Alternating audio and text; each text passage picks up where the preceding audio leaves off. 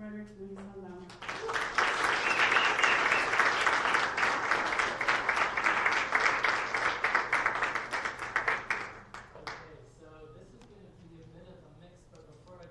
Here and kind of wake us all up. It's, 7 o'clock at night? Yeah, that'd be great. First, Jillian, thank you. Daisy, thank you. And Tere, of course, all my love. Lucero and Ian, thank you. And for the rest of you for coming out so late in the evening. All right, my journey, to kind of take a step back, started at Berkeley. I was about Ian's age, and I arrived there. I didn't think that was a space for me at all. I grew up just north of here. I guess we're not allowed to call it the valley, but I consider Woodland to be the valley. But apparently if Cesar Chavez didn't march it, it's not considered the valley. Do I need to use this? No, mine's turned on, but it's not working. It's okay, no biggie.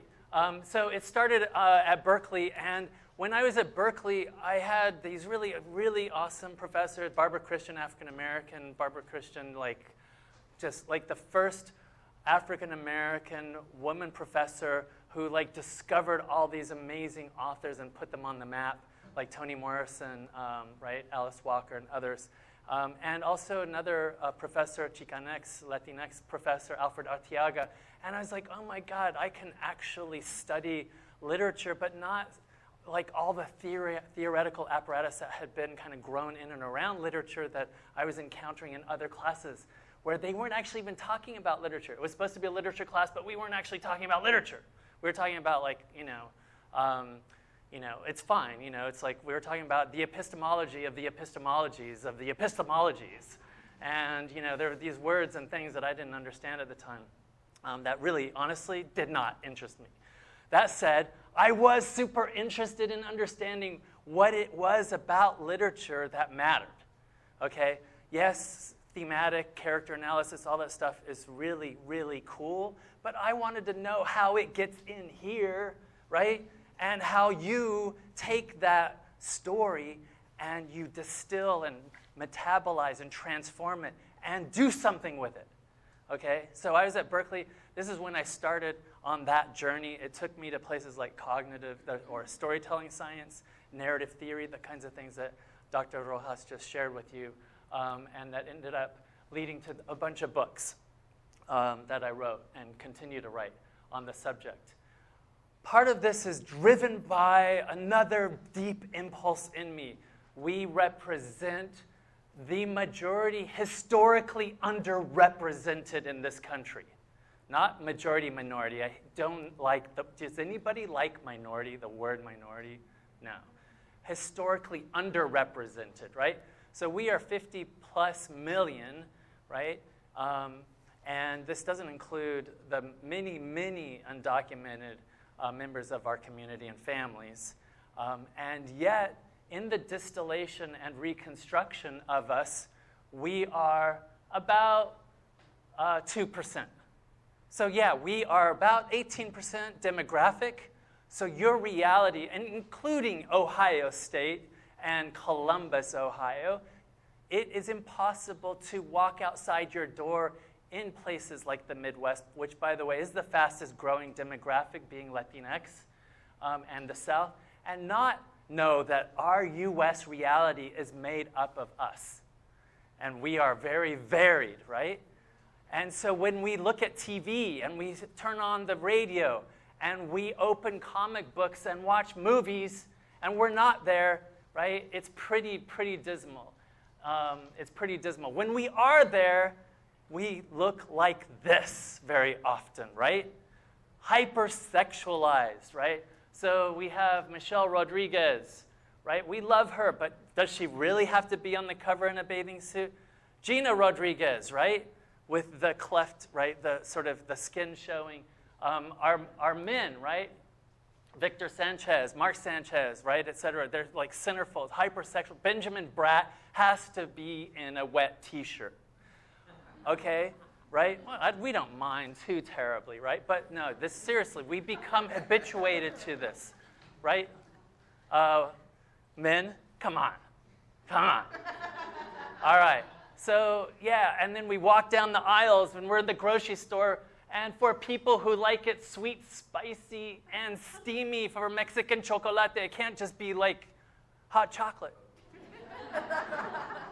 Seriously, right? Okay, yeah, we're represented as calaveras, right? Prints on fraternity T-shirts, because it looks cool, right? But no content, no roots, no understanding, right? And then worse, video games, ethnic cleansing, where you score points by shooting families running across the border. I kid you not.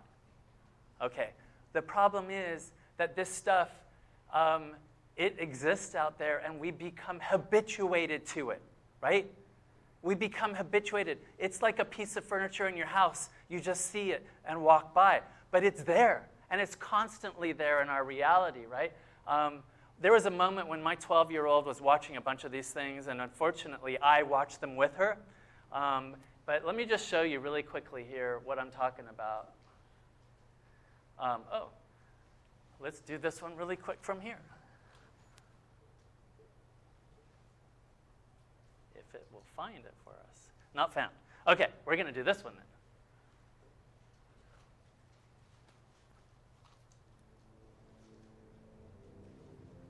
Okay, this is Batman v Superman, the worst movie ever, okay? The worst movie ever, really. But I want you guys to see it because here's Superman, and I want you guys to tell me what's wrong with this sequence.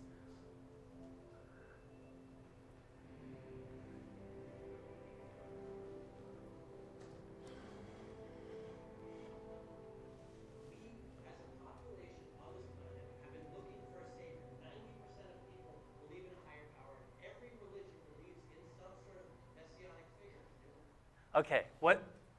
Antonio. Is it Antonio? Yeah. What's wrong with this picture? What do you mean you're not sure? Lexi. Ian, help me out. Oh, thank you. They're all Latinos. What? Come on, yeah, let's hear it.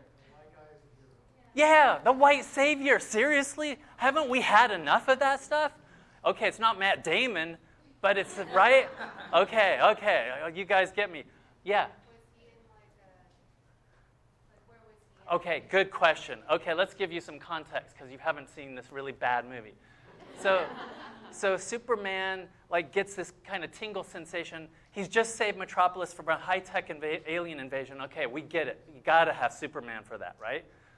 But he gets this tingle, and he's like, there's a kid in a burning building in Juarez that I need to go rescue.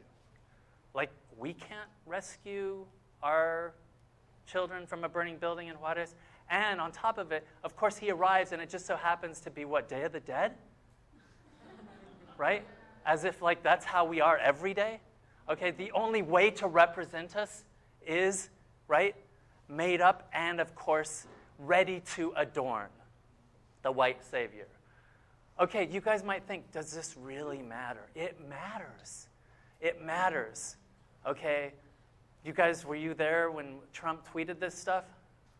Trump tweets, and a journalist, does a quick little research, doesn't take much, realizes that where they tie up women and they put duct tape on their mouths and they put them in the back seat of a car or in a van, we need the wall.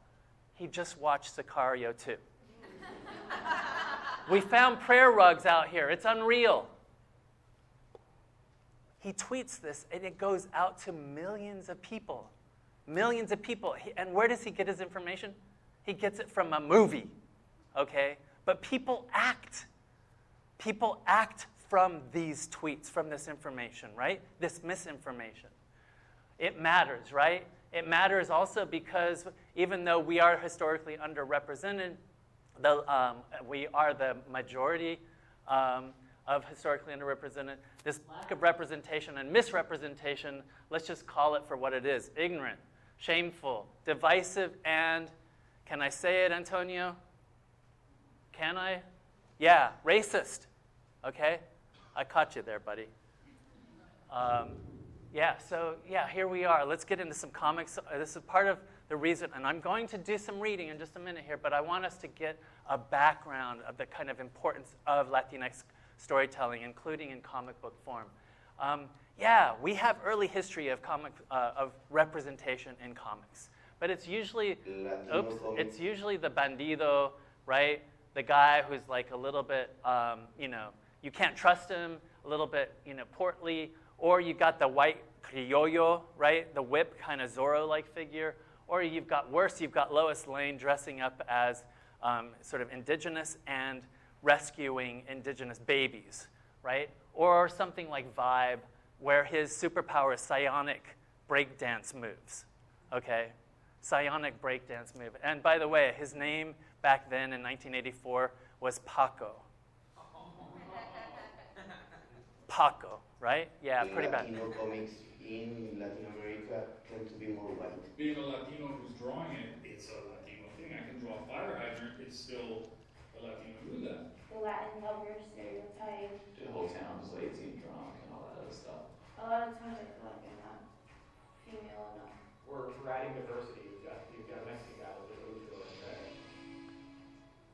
I think we make some serious strides with African American characters and LGBTQ characters. That there still is not enough representations of people with Latin descent. Communities need to see themselves in the media they consume. There's Dominican, there's Puerto Rican, there's Mexican, there's Nicaraguan, it's just all over the place.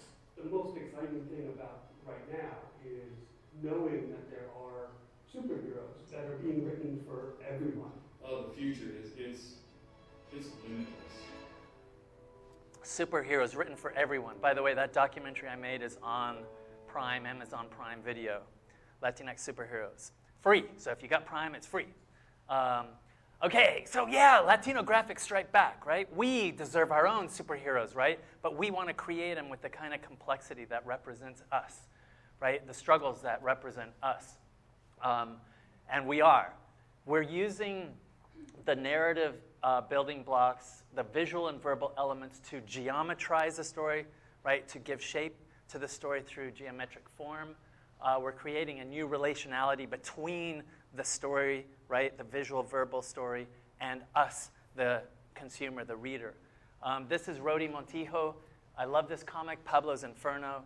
Rody's not going to be here, or is he? He is. Yay. Okay, he's going to be here. He never met my kid when my kid was tiny like this, but he knows instinctively what?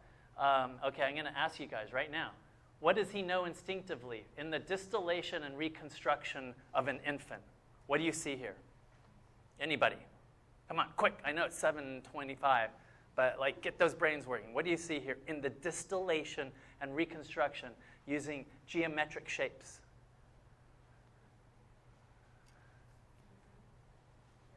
What's that? Caring? Purity, innocence, okay. Big head, little body. You guys have any little people in your lives, the little ones like that? I wondered how Karina, my kid, could hold her head up. Huge, right? So what does Rody do? He creates a big round circle with big round eyes to get us to, right, reflexively react in the same way, in the way that you just identified, with sympathy, automatically, empathy. He doesn't have to tell us that this is our protagonist that we need to be mindful of, right? He uses geometric shape. When we finally get into the comic book, Pablo gets run over straight away. Boom! Okay? Pablo gets run over. It's pretty harsh for a kid. But you know what's really cool? Is that we follow little Pablo on his journey into the underworld, or Mictlan. And in Mictlan, he meets the superhero Quetzal, who takes him on a journey into pre-Columbian history. Our history before the conquest. He educates little Pablo, okay? And he educates him through the codex, right? The way of telling story. Our pre-Columbian ancestors told story through the visual form, right? So yeah, there's all these levels. It ends with Pablo, right? His sacrifice, in a way, becomes a sacrifice that restores harmony to his community, and they can and do reap the benefits in the crops that they are able to sow and grow. Food for the community. All of that in a comic book. Diary of a Reluctant Dreamer is going to be here too. Alberto Ledesma, okay? And what does he do? He takes those members of our community, our family, and he shows us how super heroic they are in their everyday actions, in their everyday way that they exist, right? Visually, he uses the form. He uses it to shift our paradigm, to shift our thinking about who, right? Who's the hero? Who's the savior, right? Right, going back to that. Here, I worked with John Jennings. This is my story. It could have been. We all have those stories, right? It could have been different. What's your name? George. Yeah, so George, think back. Maybe there was that moment when you made a decision and then like you realized, thank goodness I made that decision, as it could have gone somewhere else. Or why didn't I make that? Why didn't I go that way? Okay, well, I'll tell you what.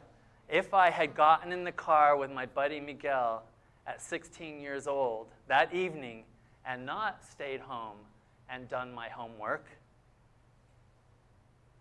and Miguel didn't even know that his brother was going to hold up the 7-Eleven for some quick cash, that led to their arrest, and my buddy Miguel, as accessory, ended up in juvenile hall. It could have been very different for me. I see that story in my rear view mirror of my life every morning that I wake up. It reminds me that it could have been very different. Sometimes we live in communities, in areas. I was raised by a single parent, teacher, trying to make ends meet. Thank goodness I had her influence in my life, right? Teacher, education, because now I can stand in front of people like yourselves and be teaching, right? This is another one that I created called Dora. I think we've all been kind of bleeding at the heart when we read these stories of separations of family that are happening at the border. And it continues to happen even though legally it's actually been deemed illegal. These separations are still happening. Wake up, despierta, boom, boom. It starts, and then we have a flashback. It's all told from the point of view and shown from the point of view of the little girl. They were crossing the border, and she got separated from her little brother Emilio, right? And then the judge declares her, basically, you need to go to a detention center. She's forced into this detention center. We never see her. It's just her point of view. Told what she can do, what she can't do. Touching is not allowed. One of the big people in green, as she's called, hands her the little Dora doll. I pray. I scoot into bed. I pull the scratchy blanket over my toes, legs, and tummy. Abrazo con cariño a esta muñeca named Dora. Changing, transforming experiences that are happening every day into the visual, verbal, right, means of storytelling or the comic to reach people.